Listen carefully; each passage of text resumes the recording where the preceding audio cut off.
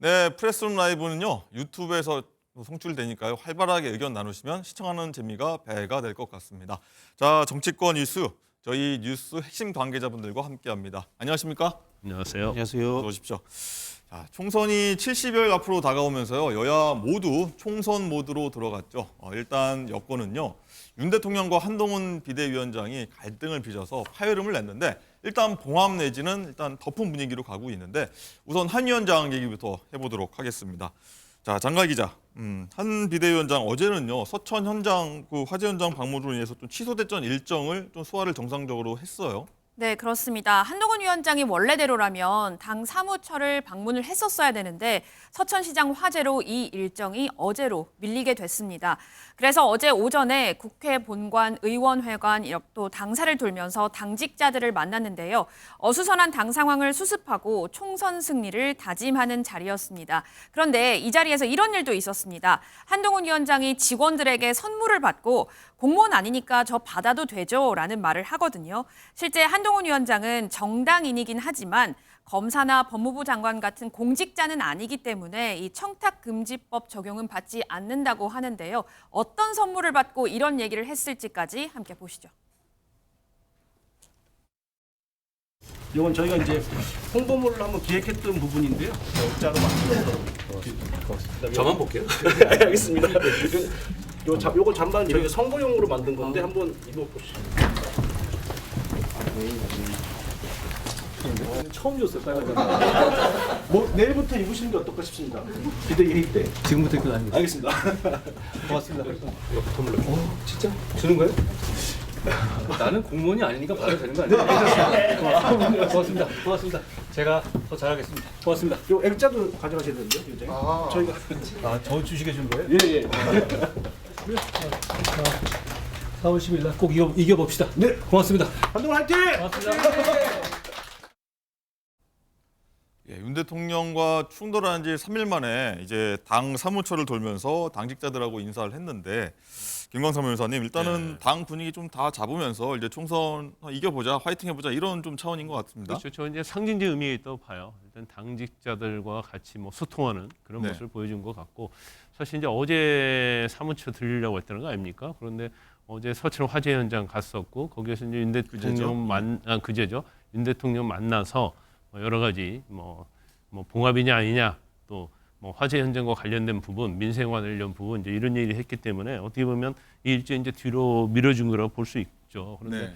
제가 사실은 원래 이제 일상적이기 때문에 원래 언론에서 저 정도까지는 대표가 사무처 간 걸 취재하지 않거든요. 사실 뭐 그런 그런데 의미가 있습니다. 이제 최근에 갈등의 문제도 있고 두 번째는 과연 한동훈 비대위원장이 갈등 이후에 어떤 행동을 하고 그런 것들이 사실 언론에서는 이제 관심을 가질 수밖에 없어요. 네. 그리고 뭐 저곳에 가서 어떤 한마디 하느냐에 따라서 뭐 용산과 관계랄지 앞으로 뭐 총선과 관계 이런 얘기가 나올 수 있기 때문에 언론의 스포트라이트를 받는다고 보고요. 일단 뭐 갈등은 뭐 일부 봉합이 됐다고 보고요.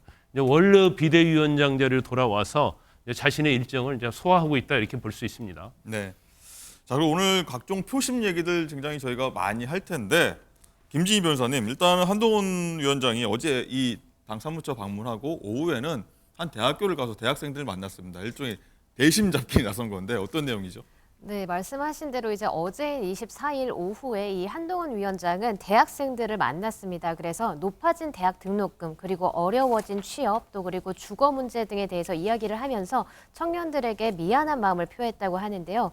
그러니까 어제 한동훈 위원장은 서울 동작구에 위치한 숭실대에서 열린 대학생 간담회에서 이렇게 얘기했다고 합니다. 과거 고도성장기에는 지금의 대학생 여러분들보다는 덜 노력을 하고 더 많이 얻어갈 수 있는 시대였다. 네. 그런데 영원히 계속될 것 같았던 고도성장기가 끝난 지금은 청년 여러분에게 죄송한 마음이 매우 크다라고 이야기를 했다고 합니다. 그렇군요. 뭐 지금 그래픽에 나오긴 했지만 한 위원장이 이 과정에서요. 민주당의 86 운동권 출신 정치인들을 좀 비판하기도 했는데 사실 이번 총선 전략이기도 한데 어떤 내용인지 한번 직접 들어보고 오겠습니다. 민주당의 운동권 세력들은 저에게 운동권 정치인들에게 죄송한 마음을 가져야 한다 이런 얘기를 하는데요. 저는 그분들한테는 죄송한 마음이 전혀 없고요. 그렇지만 지금의 청년 여러분들께는 그런 죄송한 마음이 실제로 매우 큽니다. 네, 운동권 세대들한테 미안한 게 없는데 지금 청년들에게 미안한 마음이 매우 크다.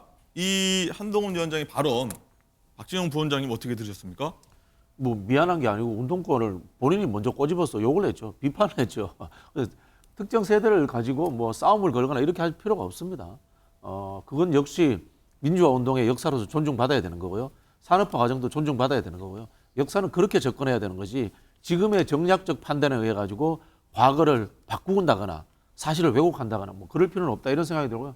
말씀하신 것처럼 앞으로의 이제 대학생들 문제는 미래 세대 문제이기 때문에 모든 정당이든 세력이든 늘 관심을 갖고 미안한 마음 또 돌보는 마음을 가져야 되는 것은 뭐 예. 사실이 아닌가 그런 생각이 듭니다. 예. 김광삼 변호사님, 일단은 청년들을 위한 다양한 공약을 좀 제시를 했습니다. 네. 청년 표심, 청심 공약 어떻게 잘 통할까요? 아니 일단요 이 청년 공약이 아주 뭐 파격적이고 충격적인 건 없어요. 네. 그래서 이제 일반적인 거, 특히 이제 1,000원 아침밥 이런 것들은 뭐 소소한 것 같지만 청년들에게 힘이 되는 거거든요. 그리고 뭐 K-패스랄지 관심 갖고 있다 이렇게 그렇죠. 봐야겠죠. 결혼 부담이랄지 뭐 이런 거 인턴 희망, 고문 금지법 이런 것들은 사실은 뭐 아주 우리가 청년의 마음을 완전 사로잡을 수 있는 공약은 아니지만 어떻게 보면 섬세한 측면에서 좀 그런 공약이다, 작은 공약이다 이렇게 볼 수 있을 것 같고요. 이제 한동훈 비대위원장의 보수층이랄지 또 중도에서 기대하는 바는 그거잖아요. MZ 세대랄지 수도권, 뭐 그다음에 뭐 일부의 어떤 이제까지 보수에서 멀어져 있던 그런 마음을 얼마나 가져오느냐 이제 그게 중요한 건데 이제 앞으로 뭐 계속적으로 이제 정책을 좀 보여줘야 한다고 하고요. 더군다나 이제 본인의 어떤 행보랄지 뭐 하나하나 어떤 이야기, 뭐 아까 운동권 얘기 그냥 했는데도 이거 자체가 또 언론 보도되는 거 아닙니까? 이제 그런 것처럼 그러한 마음을 잡기 위한 행보, 그 다음에 정책 이런 걸 보여줘야 하는 거예요. 그런데 일단 총선이나 선거는 이제 이슈 파이팅이거든요.